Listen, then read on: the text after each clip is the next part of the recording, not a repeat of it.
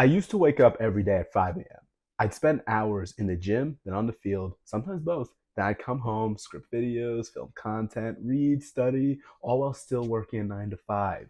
My days were full, or at least that's what I told myself. But where did that leave me? Burnt out, creatively blocked, feeling unproductive even though every minute was occupied. But that's when I realized maybe I wasn't being productive. Maybe I just liked the feeling of being productive. Maybe I was scared to slow down because if I stopped grinding, I'd lose my edge, or even worse, lose my worth. My average day used to look like this. I'd wake up at 5 a.m., no exceptions, then head straight to the field for some footwork and speed drills, then to the gym, then I'd go to work, then home to script, film, and edit videos. And when the day was over, I'd still be reading or studying something about business or creativity, marketing, whatever. Then I'd do it all over again, every day like clockwork. And don't even get me started when the summer started.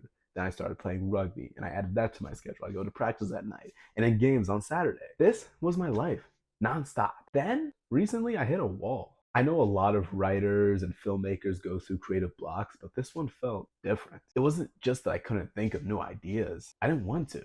My body was tired, my mind was heavy, and my heart just was not in it anymore. I was running on like 5 hours of sleep every day, chasing a schedule that didn't even feel like mine anymore. I became obsessed, but not in a good way. I convinced myself that if I didn't post at a certain time, if I didn't hit my quota for videos for the month, then I was a failure. I started treating this passion of mine like it was this crummy service job. And that's when I knew something was wrong. For the first time, making videos, something I loved to do since I was like 8 years old, felt like a chore. It felt like something I had to do instead of something I wanted to do. So I decided I had to take a step back, just a small one. And honestly, that ended up being the best decision I ever made. I used to watch them, we all did, those hustle videos, the ones that say, if you want to be successful, then you have to be working 80, 90, 100-hour weeks. And I fell for it. A lot of us did. And to be fair, there is truth to that. The most successful people in the world didn't get there by sitting around. They worked their asses off. But there is something in that work that we forget. My favorite series of all time is Dragon Ball Z. And there's a moment that hit me differently recently. Right before the Cell games, while everyone was training their asses off, Goku decided to rest. 9 days before the biggest fight of his life. He slept, he ate, he laughed, he spent time with his family. And when Vegeta mocked him for it, Goku said, what's the point in training more if we've already pushed our bodies to the limit? That line stuck with me because it's true. Progress doesn't only come from pressure. It comes from rest. You don't get stronger in the gym. You get stronger from letting your muscles recover. And I realized the same thing applies to life. Some of my best ideas didn't come from grinding harder. They came from the silence, from peace, from the stillness. Around that same time, I started taking my faith more seriously. I was reading my Bible more, trying to understand what it really means to live in alignment. And one verse changed everything for me. It's Matthew 6:33. Seek first the kingdom of God and his righteousness, and all the rest will be added unto you.